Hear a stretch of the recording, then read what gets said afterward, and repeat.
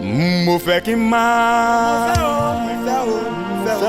ṣohun gbogbo Lédùmarè ọba mi nínú èdè mi gbogbo wa mo fẹ́ kí n máa ṣohun gbogbo tí mo bá fẹ́ ṣe nínú àṣà mi.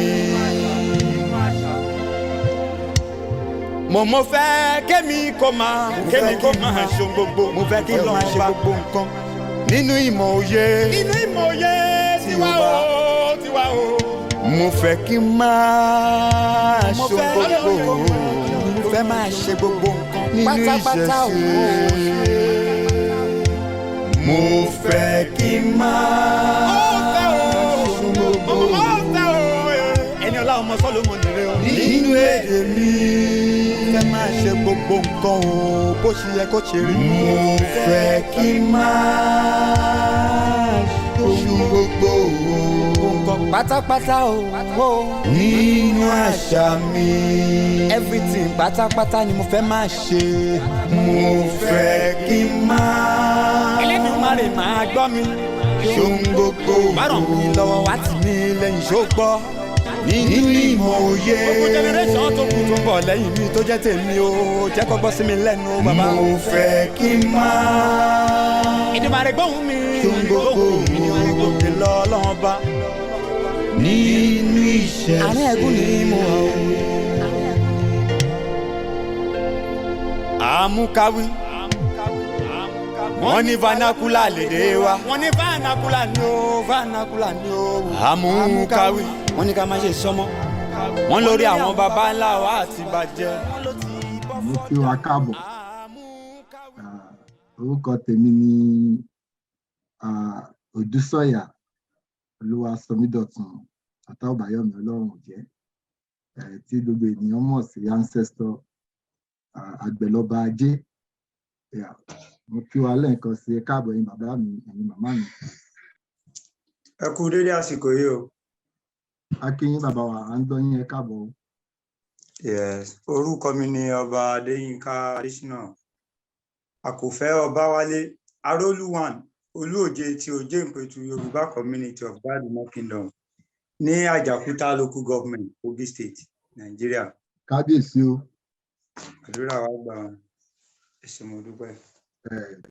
adé pẹ́ lórí bí bàtà pẹ́ lẹ́sẹ̀ ẹ ṣeun gan ẹ káàbọ̀ tẹ darapọ̀ mọ́ wa gbogbo ilé mo kí wa lẹ́ẹ̀kan sí ẹ káàbọ̀ àá tó bẹ̀rẹ̀ ní pẹrẹwu ẹ ṣeun.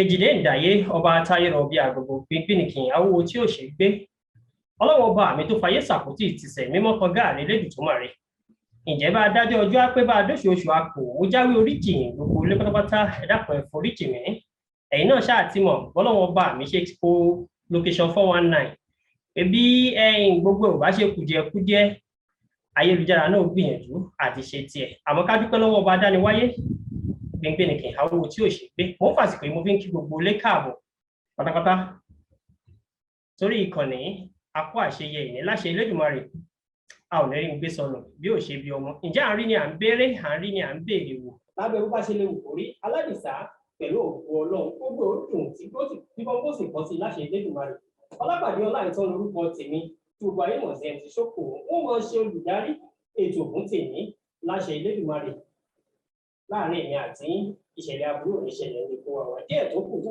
yóò parí wọ́n fàṣìkò mo fi ń kí àwọn bàbá mo fi ń kí àwọn màmá káàbọ̀ mo jáwé oríjì ẹ̀ dàpọ̀ ẹ̀ foríjì mi adániwáyé mo ibẹ̀ yín ẹ mọ̀ bínú sí mi nítorí Ọlọ́run ẹ wò wọ́n fàṣìkò yìí wọ́n fi kí bá mi kábíyèsí mo fi kí yín káàbọ̀ mo fi kí àwọn èèyàn jàǹkànjàǹkàn àwọn ẹni bí ẹni èèyàn bí èèyàn àwọn èjìká tí ò jẹ́ ká ṣe ó gbọ́ àwọn ẹ̀dá tá a wò tí ì wòran ẹ kú kalẹ̀ ẹsẹ̀ ìwé èyí ó látọ́ bọ́bí yóò sì pàtẹ́kì láṣẹ Elédùmarè ǹjẹ́ mo kí gbogbo ilé káàbọ̀ mo kí bá mi ọ̀tún báwò bá mi ṣé mo gbà á ẹ káàbọ̀ sórí ètò. Ọ̀túnba Ọlábọ̀dé Òsénì. Ọ̀túnba Ọlábọ̀dé Òsénì bá mi kún ní wáyé tì láṣẹ Elédùmarè ẹ ò ní kó ẹ bá wọn tójú ẹlẹ́yà gbogbo ilé pátápátá ni mo kí o mo kí yín káàbọ̀ lórí ètò ń tèmi Omoluabi annual online cultural party ẹ kú ilé o mo kí àwọn tí wọ́n lọ́wọ́ bá mi kádàrá tó lò láti gbé ìkànnì ilẹ̀ fún tèmi gbogbo oníkàlọ́tà ni mo kí ẹ jẹ́ láǹfààní àti kágbádá àgbé sókè ẹni bá lọ́mọ ńlẹ́kọ̀ọ́kù mi kò ṣẹ̀ṣẹ̀ nínú ẹ̀ ẹṣẹ́ àti mọ̀ bá kàn ṣe máa ń ṣe àpọ́n àmọ́ lọ́tíkọ́tíkọ́ ká tó gbé nǹkan àmọ́ mo kí fún tèmi mo ń fàsìkò yìí mo fi ń kí bá mi káàbọ̀ ó mọ̀ pé lẹ́yìn ọ̀pọ̀lọpọ̀ àkókò tí wọ́n ti ní lọ́kàn báwọn fẹ́ lò pẹ̀lú wa fún tèmi torí ìjọba àkókò kúrò láti wá ṣe àmọ́ kò sí ní kí n láǹfààní àti bẹ̀rẹ̀ ní tó tèmi kí n mọ̀ fàládà ní wáyé lọ́wọ́ ẹ jẹ́ fàládà ní wáyé lọ́wọ́ bá mi Fákúnlé Oyèsọ̀yà ẹ bá láǹfààní àti wúre kí wọ́n láǹfààní àti bẹ̀rẹ̀ ètò náà lórí ràbájì kí ọlọ́dún rẹ̀gẹ́dẹ́ fìyìn kí gbogbo ẹ̀ máa ń látọ̀gbọ́n tó máa sin bá kọ̀ọ̀kọ̀ yẹ̀fẹ̀ tó sì máa sẹ̀yìn wọ̀ lóde bá mi Fákúnlé ẹ bá ń wúre fún tèmi. Mo kí ọlọ́kùnrin lóbìnrin o mo kí gbogbo ládéládé kí gbogbo lóyè mo kí gbogbo ọlọ́kùnrin àti lóbìnrin sí ayẹyẹ tòní lákọ̀ọ́kọ́ àkọ́kọ́ júbà olóore ọba àtẹrẹrẹ kárí ayé àti wáyé ọjọ́ àjúbà àti wọ̀ oòrùn àwọn alálẹ̀ wa. Ìgbàṣẹ. Tó ayẹyẹ wa tòní tí a fẹ́ ṣe lónìí báyìí lágbára Olódùmarè kò ní jẹ́ àṣemọ̀ fún wa. Eléyìí tí a fẹ́ ṣe lónìí báyìí ire ló máa já sí, ayọ̀ ló máa já sí báyìí. Gbogbo igi tẹ́lẹ̀gẹ̀dẹ̀ bá ti ń fọwọ́ bàbá dúdú ló máa dún. Níwọ̀nba ìgbà díẹ̀ gbogbo 2022 yìí kókó gbá wọlé lágbára ọlọ́jọ́ òní lágbára Olódùmarè kò ní digbá lé wa mẹ́rù lọ kò ní dàwó lé wa mẹ́rù lọ lágbára ọlọ́jọ́ òní ayọ̀ àti àlàáfíà tá a fi rí bẹ̀rẹ̀ ọdún yìí náà la máa rí òpin ẹ̀. Lẹ́ẹ̀kan sí báyìí ayẹyẹ wa tí à ń ṣe lónìí báyìí kò ní jáṣe mọ́ ayọ̀ ló máa já sí báyìí o lọ́lá Ọ̀rúnmìlà alágbàwí wa àṣẹ. Alálàkẹ́ mo ní mo tún dé bí mo ṣe dé o. Mo ní ká sì yín lọ sílùfẹ́ òye lágbo. Àbó olùfẹ́ akéjì ọmọ. Àbú ojú mi ẹ̀ṣọ́ ojúrabẹ́sà ojúlé gèǹgé. Ìlàgbó ọmọ sòókò. Ìlàgbó ọmọ sòókò akẹyọ. Mo ní wọ́n rìn láláwọn lọ lákò fọmọ lọ́wọ́ ẹ̀ẹ́dùn. Mo ní a kì í dúró sọ̀rọ̀ kí wọ́n nífẹ̀ẹ́ ọ ní. A kì í bẹ̀rẹ̀ kí wọ́n nífẹ̀ẹ́ òye. Mo ní kò ga kò bẹ̀rẹ̀ lá kí wọ́n nífẹ̀ẹ́ ò dáyé. Ìlàgbó ni wọ́n ọmọ Oòduà nílé bàbá tó gún ọlọ́mọ. Àwọn ọlọ́mọ olódò kan ò tẹ́rẹ́rẹ́. Ọmọ olódò kan ò tarara. Odò tó san wéèké tó san wéèké. Tó dá ìkúnlẹ̀ Adéláwẹ̀ tó dókun. Ìran oníkẹ́kẹ́ kò gbọ́dọ̀ bù mú. Ìran àbàbàjà wọn kò gbọ́dọ̀ bù ẹ̀. Ògèdègèdè onísọ̀bọ̀rọ̀ ni ó bomi odò náà gbẹ ìfẹ́ òye lágbo. Mo ní ẹkú lẹ́là kó nílé káàbọ̀ láàkèrò ọ̀nà. Mo ní ewúrẹ́ tó wọlé tí ojúbọdẹ amúsọ àgùntàn bọ̀lọ̀jọ̀ tó wọlé tí ojúbọdẹ amúpa ẹlẹ́yà. Ìbàlẹ̀ mi ò fọjọ́ oníjó orin mi dọ̀la kí n tó kọrin. Àwọn kan ló fẹ́ láǹfààní àti mú un lóhùn wọ́n sì ṣeré pani torí pé mo tọrọ ọmọ lọ́wọ́ wọn wò fẹ́ fún un lọ́mọ mo sì wá nírọ́ náà ń pa tí n bá ti ń wo màá mi àbí olórí àbí ọ̀la mímì kan ò ní mímì ǹjẹ́ bá mi mò ń fàsìkò yìí mo fi ń kí bá mi Fákúnlé káàbọ̀ lénìí bá mi wọ́n ló pọ̀ ńlẹ̀ bí yẹ̀pẹ̀ nínú omi ọgbọ́n tí adániwáyé bù fún yín wọ́n wá ní kẹ́ wá láǹfààní àti nà ń bẹ̀ fún wa bá mi ancestor mo ṣe ti fìlà yín ẹ sọ bí ẹ ti fẹ́ lè mọ́mọ́ wọ́n wá ní kẹ́ láǹfààní àti dá wa lẹ́kọ̀ọ́ lénìí lórí ní tẹ́ ẹ kó wá tó ṣodo tó kí n gbá kọkù yẹbẹ tó sẹ̀rì mọ̀dòdò tó sẹ́ńtì máa mọ́kàn bá mi Fákúnlé ṣe wà ń bẹ̀ mo mọ̀ pé pẹ̀lú bí àkókò ṣe láǹfààní àti dígàgà tó ẹ láǹfààní àti fàsìkò díẹ̀ nílẹ̀ fún wa bá mi Fákúnlé lásìkò tẹ́ ẹ bá ń padà ní wáyé ọlọ́wọ́ bá mi ò ní kọ tí ọ̀gbọ́n sọ̀rọ̀ yín ẹ bá ń gbóhùn òkè níbikíbi tẹ́ ẹ bá wà èmi náà mo láǹfààní àti pariwo kọ yín bóyá ara lé wa ń bẹ lọ́jà àwọn ò mọ̀ bóyá ara lé ń bẹ lọ́jà mo mọ̀ pé kò sí ní tẹ́ ẹ jẹ lówó ń bẹ ẹ díẹ̀ kì í jẹ gbèsè torí ẹ kì í rìnrìn ẹ̀tẹ́ débi pé wọn ò fi ṣìgìdì paroko ránṣẹ́ sílé yín bá mi bá ń gbóhùn òkè. lẹ́sìn mo kí gbogbo wa lọ́kùnrin lóbìnrin o gbogbo àwọn ládéládé gbogbo àwọn lóyè mo kí wa lọ́kùnrin, mo kí wa lóbìnrin, agbára lọ́jọ́ òní eléyìí tá a fẹ́ ṣe lónìí ayọ̀ iyì ẹ̀yẹ ló máa já sí. Àkórí nǹkan tí mo fẹ́ sọ̀rọ̀ lé lórí lónìí ni ìwà ọmọlúàbí. Ìwà ọmọlúàbí. Kí ni jẹ́ ìwà? Kí ni jẹ́ ọmọlúàbí? Ǹjẹ́ àjọṣepọ̀ wà láàárín ìwà àti ọmọlúàbí? Ṣùgbọ́n fún àǹfààní àwọn ará wa tí wọ́n wà lókèèrè káàkiri àgbáyé tí wọ́n wò wá lónìí, màá fẹ́ kẹ́ ẹ gbà mí láàyè kí n ṣe ìdánilẹ́kọ̀ọ́ yẹn ní Gẹ̀ẹ́sì àti èdè káàárọ̀-oòjíire kó lè bá yé wa yékéyéké. Bàmí, eégún tó bá ti kúrò nígbàlẹ̀ ti kúrò ní àìwò, àbí?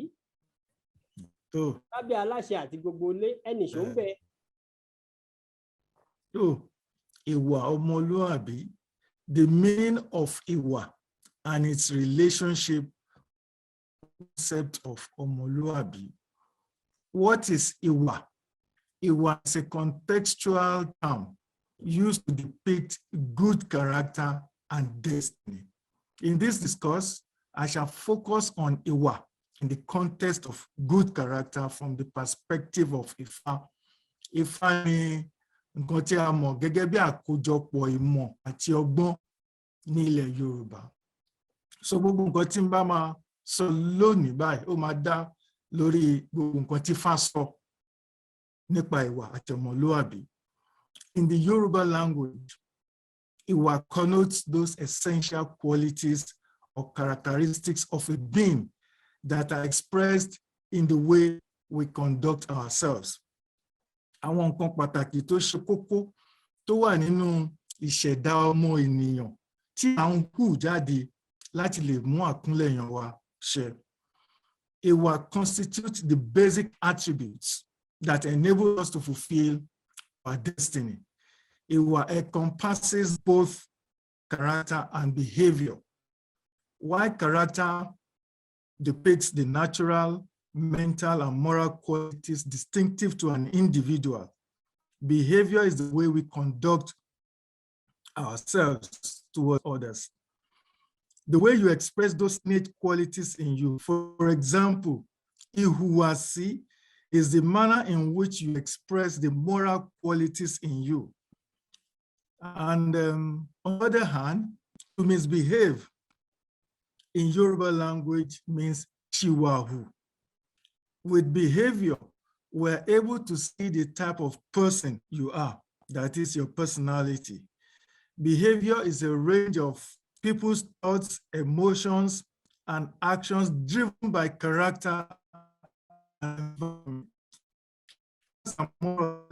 personalities. Personalities tí mò ń sọ pé àwọn nǹkan tó jẹ́ pé tó ṣe kókó tí wọ́n fi ń dá wa mọ̀, nature of our being.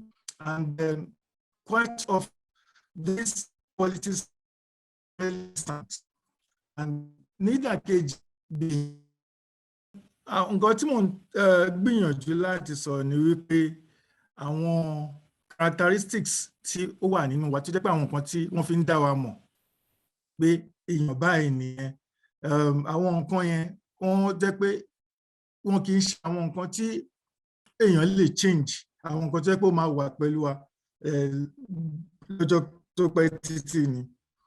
While characteristics are built in and more often difficult to change, behaviors are essentially a series of choices and can be learned or changed depending on the purposes and orders, that we relate with. So the concept of ìwà explains our individual differences in terms of character and behavior. Scientists call nature and nurture. And by nature, we mean the hereditary information from our parents at the moment of conception. And nurture, we mean the complex forces of the physical and social world that influence our biological makeup and the psychological experiences before and after birth. This is why some people who were born and raised in a particular culture And when taken to another environment, they change their behavior as a result of environmental influence. Nǹkan tí mò ń try láti sọ bí ni pé ṣe rí ìhùwàsí wa, àwọn nǹkan tí àwọn olóyìnbó ń pè ní environment, ó ní ipa tó máa ń kó nínú bí a ṣe ń hùwà sí. Òun ló fà á tó jẹ́ pé tí wọ́n bá bímọ ní ilẹ̀ Yorùbá, tí wọ́n bá gbé ọmọ yẹn ní kókó lọ sí Amẹ́ríkà, ọmọ yẹn ìwà Amẹ́ríkà ló máa hù, kò ní hùwà Nàìjíríà. Nítorí pé ńgbà tí wọ́n bá bí ọmọ, wọn ò bí wa pẹ̀lú ìhùwàsí. Ìhùwàsí jẹ́ nǹkan tí a máa ń kọ́ ní agbègbè wa. So nínú ìwà, a máa ń pè kíní kan ní ìwà pẹ̀lẹ́, which is good character. It's an essential attribute for every responsible individual in society. It is believed that a lack of good character can adversely affect the fulfillment of our destiny. Let us look at some examples. There's a statement that obìnrin sọ̀wànù ó lóun ò lórí ọkọ, meaning that a woman loses her character yet complains of unstable relationship.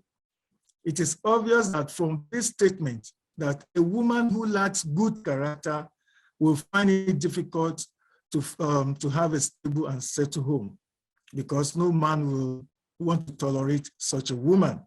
And the same thing goes for a man who lacks good character. He may not find it easy to accomplish his goals in life.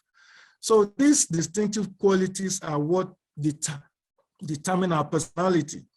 But behavior is what brings them out for people to see. Also, we're able to know our character through our behaviors and the response that we get. So, gẹ́gẹ́ bí mo ṣe ń sọ, ìwà ó pín sí oríṣi méjì, ìwà pẹ̀lẹ́ tàbí ìwà rere ó wà.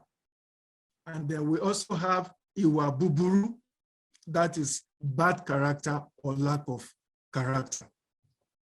As I've said before, the essential thing that is required of every Omoluabi is ìwà pẹ̀lẹ́, which is good character.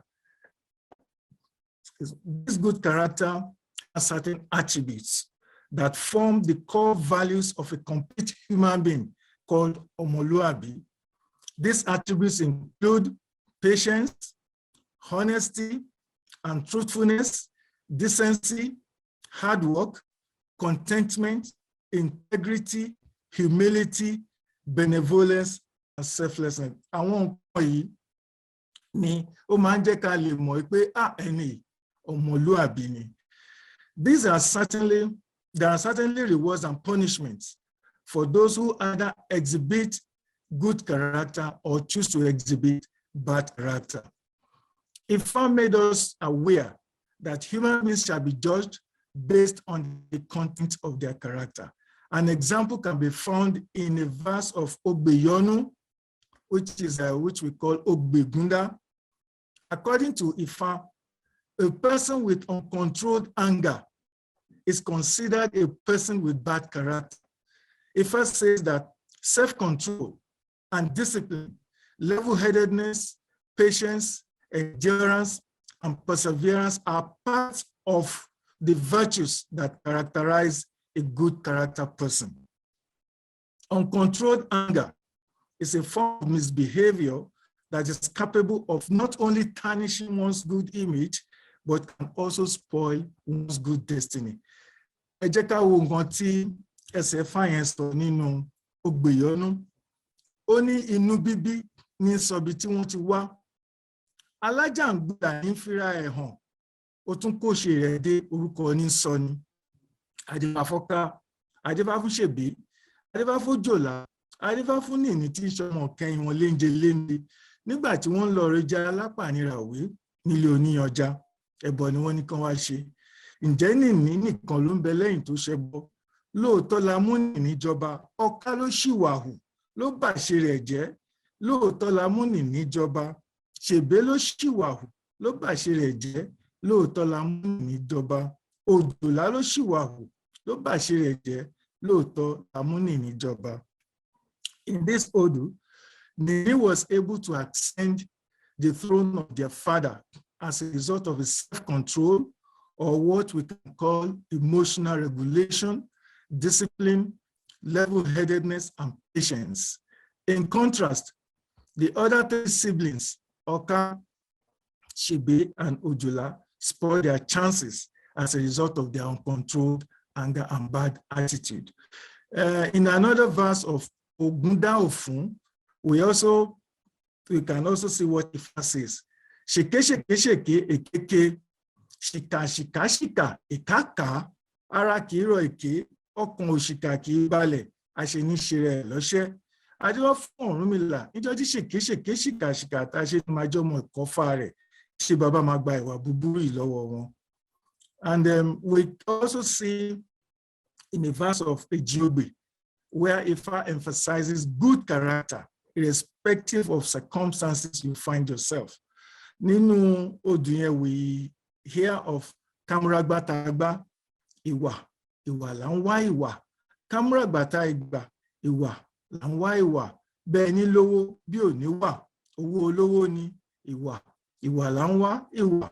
Bẹ́ẹ̀ ni bímọ bí ò ní wà, ọmọ ọlọ́mọ ni ìwà, ìwà là ń wá ìwà.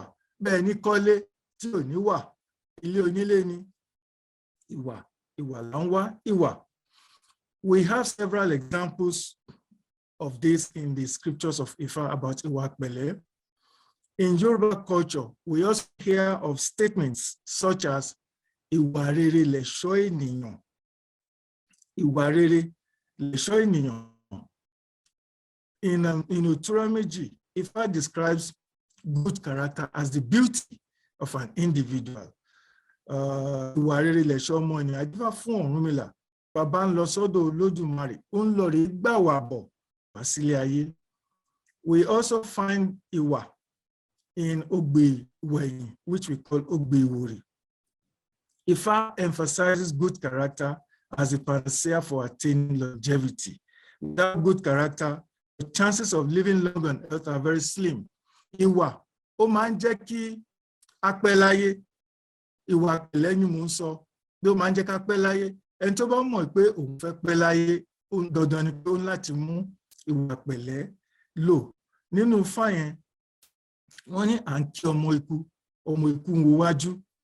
Wọ́n ní ọmọ ikú, èé ṣe tó fi ń wo wájú. Ó ní kú aláìwo wájú ló pa bàbá àwọn alájẹ idẹ.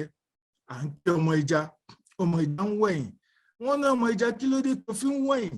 Ó ní kú aláìwẹ̀yìn ló pa bàbá àwọn alájẹ idẹ. Mo wo wájú, èmi wẹ̀yìn, èmi ò róhun tó sunwọ̀n bí Ifá. Adífá fún jẹ́jẹ́ lógbó tí ń ra ayé rẹ̀ láì níkú. Ẹbọ ni wọ́n ní ó wá ṣe. Ǹjẹ́ jẹ́jẹ́ lógbó, ogbó olóògùn kankan. Ìwà pẹ̀lẹ́ lógbó, ogbó olóògùn kankan. So in this Odu, Ifa teaches us to always consider the beginning and end of all matters. For example, the action you want to take, what causes it, or why are you taking that action? Or what is the likely outcome or consequences of such an action? Ifa says that longevity has no other remedy. Ìwà pẹ̀lẹ́ is the only known medicine for long life. This verse of Ogbeweyin gives conditions for long life and peaceful living, and then wants us never to be in the forefront of any uprising, never organize or coordinate mass unrest, rebellion unnecessarily, if truly we want to attain longevity and peace. Then let us see what àwọn tó yẹ kó tí wọ́n mú jáde nínú ẹ̀ pé bí àwọn òfin tá láti máa tẹ̀lé. The river is full. Do not attempt to cross or swim. Wọ́n ní tí odò bá kún, ẹ má jẹ́ ká bẹ́lù. When fire is raging on the farm, do not take undue risk. Do not underrate capability of anyone. Do not be disrespectful or rude. Do not defecate public utilities. Amashusepo, Tamato Safo, harbor thoughts.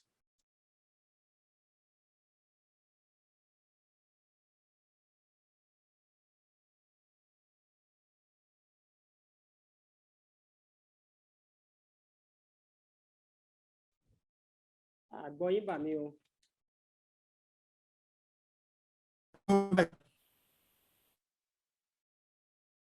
Ṣé ẹ gbọ́ mi báyìí? Ó yá, a ti ń gbọ́ yín ketekete báyìí. Nǹkan tí mò ń sọ yẹn, mò ń gbìyànjú láti sọ pé kí ni ó ń jẹ́ ìwà, kí ni àwọn nǹkan tí àǹfààní tó wà nínú kéèyàn hu ìwà rere. Lẹ́yìn yẹn, àwọn sọ pé kí ló ń jẹ́ ọmọlúàbí gangan lórí ibi tá à ń lọ gan ni. What is ọmọlúàbí? Ọmọlúàbí is a term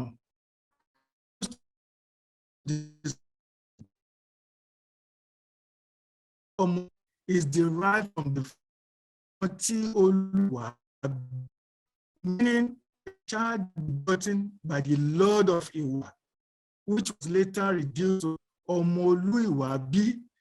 When someone is referred as Omoluabi in Yoruba, person is regarded as worthy of being entrusted with positions of responsibility.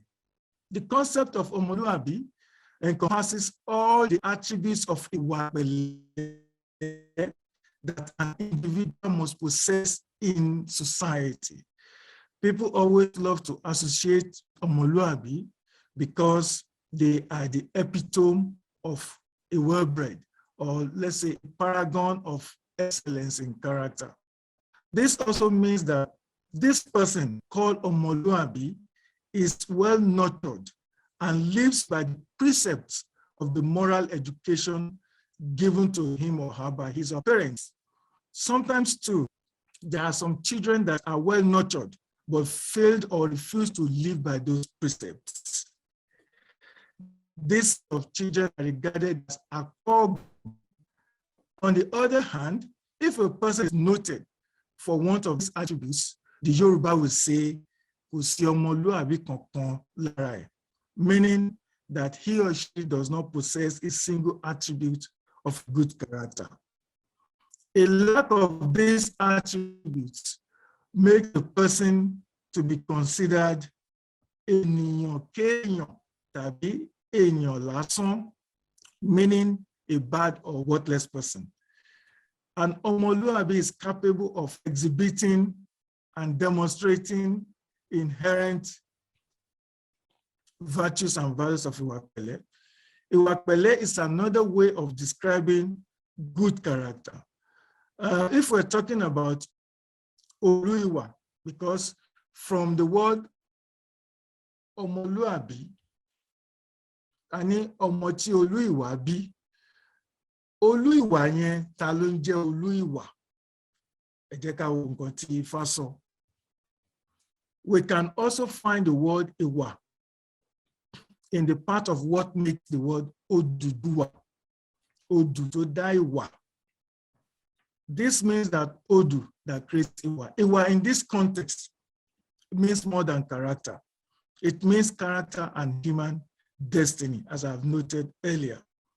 According to Ifa, Oduduwa was the Irumole that was given the assignment to establish human generations on earth. It's the one called Eniyan, while we are Omo Eniyan. And the meaning of Eniyan means Eni tí mo yàn, or Eni èmi yàn, which was later shortened to Eniyan. So all human beings generated by Eniyan are called Omo Eniyan. So then we also have the principles of Iwa, Omoluabi. Tí a bá ń pèèyàn ní Omoluabi, kí ni àwọn nǹkan tí a tẹ̀ ń retí pé nípa ìhùwàsí ẹni yẹn? As Omoluabi is expected to imbibe the following principles throughout his lifetime. Àkọ́kọ́, patience. This is considered by Ifa as the most important among the attributes of Iwa Pele. Patience is the ability or willingness to wait or defer gratification or result, ability or willingness to wait it out. It is the willingness or ability to suffer pain, delay, irritation, disappointments, and so on without complaints or protest. The ability or willingness to persevere ni gbogbo àwọn nǹkan tí ó wà lọ́ndà sùúrù nítorí nínú Ifá ní ìbínú ò dá nǹkan fún ni sùúrù ni bàbá ìwà, which means Ifá considers patience as the most essential attribute. And Tabada sọ̀rọ̀ sùúrù, we're not talking about we're not asking anybody to be stupid, because ọ̀tọ̀ ni kéèyàn gọ̀, ọ̀tọ̀ ni kéèyàn ní sùúrù. Ẹlẹ́ẹ̀kejì nínú àwọn nǹkan tí a fi ń dá ọmọlúàbí mọ̀ is truthfulness, òtítọ́ ọnú. This is the ability to speak the truth. This means that all those words, after verification, are found to be as they were spoken. The most essential characteristic here is the unchanging character of the word spoken. Truth is always constant without changing. Nítorí tá bá ń sọ̀rọ̀ nípa òtítọ́, wọ́n ní òtítọ́ ni ọ̀rọ̀ tí kì í yẹ̀, òtítọ́ ni ọ̀rọ̀ tí kì í bàjẹ́, which is the unchanging word. So ọmọlúwàbí is expected to exhibit the principle of truthfulness. Ìkẹta, honesty, which is òdodo. This is closely related to truthfulness. It is the ability to do things with sincerity of purpose without cheating, lies, or deceit. It means doing things with purity of purpose without blemish or ulterior consideration. Níbi àwọn èèyàn máa ń gbé òtítọ́ àti òdodo fúnra wọn, ṣùgbọ́n Ifá fi yé wa pé wọ́n yàtọ̀ díẹ̀díẹ̀ bó tilẹ̀ jẹ́ pé wọ́n fi ara pẹ́ ara wọn. Òdodo ni àwọn nǹkan tí èèyàn ń ṣe tó jẹ́ pé tó ń ṣe tọkàntọkàn, tinútinú, láì jẹ́ pé èèyàn tutọ́ sínú, èèyàn fi láì jẹ́ pé à ń purọ́ àbí láì má ní sincerity of purpose. So ẹlẹ́ẹ̀kẹta, ó ní benevolence, oore ṣíṣe, the act of generosity and the desire to do good at all times without selfish consideration. Eléyìí náà wà nínú àwọn nǹkan tí ọmọlúàbí tó ń láti máa hù níwà ká máa ṣe oore. Ètò tẹ̀lé ni understanding, òye. Ọmọlúàbí láti ní òye. Ìgbà míì wà tó jẹ́ pé gbogbo ọ̀rọ̀ kọ́ bí a ṣe ń gbọ́ ọ̀rọ̀ kọ́ la ṣe ń fèsì. Ọmọlúàbí láti ní òye láti fi gbọ́ ọ̀rọ̀ kó tó di pé ó fèsì. This is a higher form of intelligence and wisdom that enables you to interpret any given situation by applying appropriate concepts and categories to make a sound judgment. It is more like social emotional intelligence. It is the ability to know and appreciate how others feel under any circumstances. Totally, humility, ẹ̀mí ìrẹ̀lẹ̀. This is the ability and willingness to show moderation and level-headedness, avoid arrogance of any form. Ọ̀rúnmìlà tí a mọ̀ gẹ́gẹ́ bí òjíṣẹ́ tí Olódùmarè rán sí wa, has displayed humility on several occasions, despite his high intelligence and wisdom. Ìtòtẹ̀lé ni dedication, ìfọkànsí. Ọmọlúàbí láti ní ìfọkànsí nínú gbogbo àwọn tó ń ṣe. This is the ability to be totally devoted to any cause without looking back, to give oneself completely to a cause or belief. Ìtòtẹ̀lé ni gratitude, ọpẹ́. Ọmọlúàbí láti máa dúpẹ́. Wọ́n ní nílẹ̀ Yorùbá, wọ́n ní ẹni a bá ṣe lóore tí kò bá mọ̀, wọ́n ní bí ọlọ́ṣà kò ní lẹ́rù lọ́dún. Meaning that inability to show gratitude for a favor done is likened to being robbed of one's possession. A real ọmọlúàbí must endeavor to show gratitude for favor, no matter how little. So on the other hand, we are saying what an ọmọlúàbí is expected to exhibit. So on the other hand, there are certain things that an Omoluabi must avoid. This includes as follows. 1, anger. Ìbínú. This is a bitter and violent feeling against others. This is a negative and unproductive feeling against other people based on real or imaginary reason. If I sọ fún wa nínú Ògbèyọnú pé ìbínú kò dà nǹkan fún ni, àti rí lóríṣiríṣi nínú ẹsẹ̀ pa ibi tí Ògbèyọnú tí mo ti kọ́kọ́ kì pé alájàngbìlà ní fira ẹ̀ hàn, ó tún kó ṣe rẹ̀ dé orúkọ ní sọ ni. Gbogbo nǹkan láti máa fa ìbínú ó yẹ kí ọmọlúàbí ká jìnnà sí. Ìbínú lóòótọ́ kò sí, wọ́n ní kò sí tí kò, ìbínú jẹ́ lára àwọn nǹkan tí nature ìṣẹ̀dá wa, ṣùgbọ́n gẹ́gẹ́ bí ọmọlúàbí à ń láti ní àwọn láti mọ àwọn ọ̀nà tí a lè fi máa control ìbínú, nítorí ìbínú wọ́n ní kò mọ̀ gbólówó òun ò lẹ́sẹ̀ ńlẹ̀. Bẹ́ẹ̀ ni èyí tó tún ṣèkejì nínú nǹkan tí ọmọlúàbí láti yàgò fún ó ní hatred tí a mọ̀ sí ìkórìíra. Having a great dislike for others or what they represent. It is a very bad and unpleasant dislike for others. Ètò tẹ̀lé envy, ìlara. Ọmọlúàbí ò gbọdọ̀ máa ṣe ìlara ọmọlàkejì nítorí pé àyànmọ́ láyé ó yàtọ̀ sí ti Kẹ́hìndé. Ìlara is the inability or refusal to accept another person's good fortune or success. It is the feeling of discontent at other people's luck or success. Ètò tẹ̀lé wickedness, ìtàṣìṣe. A good ọmọlúàbí must also avoid wickedness in all forms. The art of thinking, speaking, and doing evil or sinful things against other people based on real or imaginary reasons. Ètò tẹ̀lé arrogance, ìgbéraga. Ọmọlúàbí láti yàgò sí nǹkan tó bá máa fa ìwà ìgbéraga. This is an attitude of superiority that is manifested in a vain or presumptuous manner. This is an exaggerated feeling of pleasure and a sense of one's importance, while at the same time condescendingly relating to others. So ọmọlúàbí láti yàgò fún nǹkan tó lè fa ìgbéraga. Ètò tẹ̀lé intolerance, àìkónimọ́ra.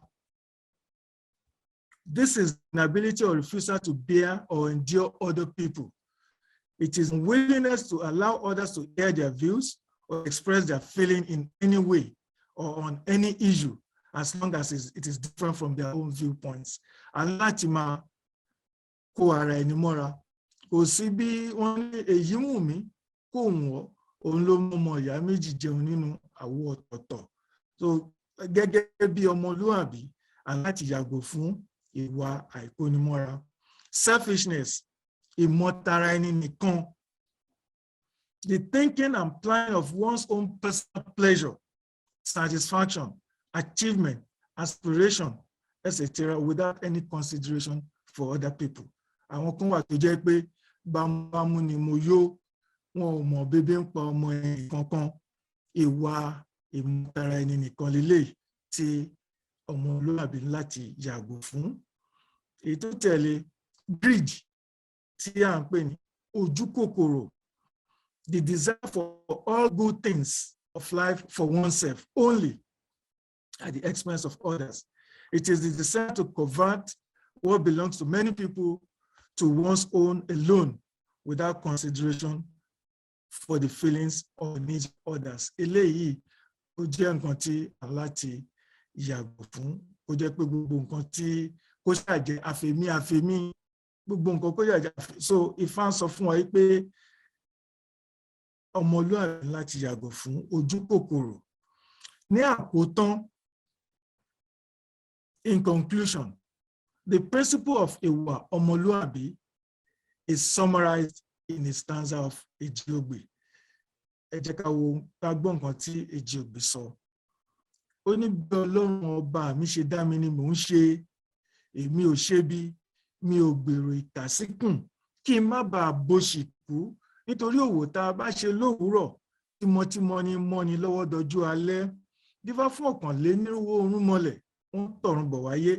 Ṣàgèdè fún Ọ̀rúnmìlà, bàbá ń tọ̀run bọ̀ wáyé ilé ayé. Ilé ayé ní Olódùmarè nílé ayé tẹ̀ ń lọ yìí o, kí ẹ má ṣe bí o, òótọ́ ni kí ẹ má ṣe, kí ilé ayé yín kó lè bá a sunwọ̀n.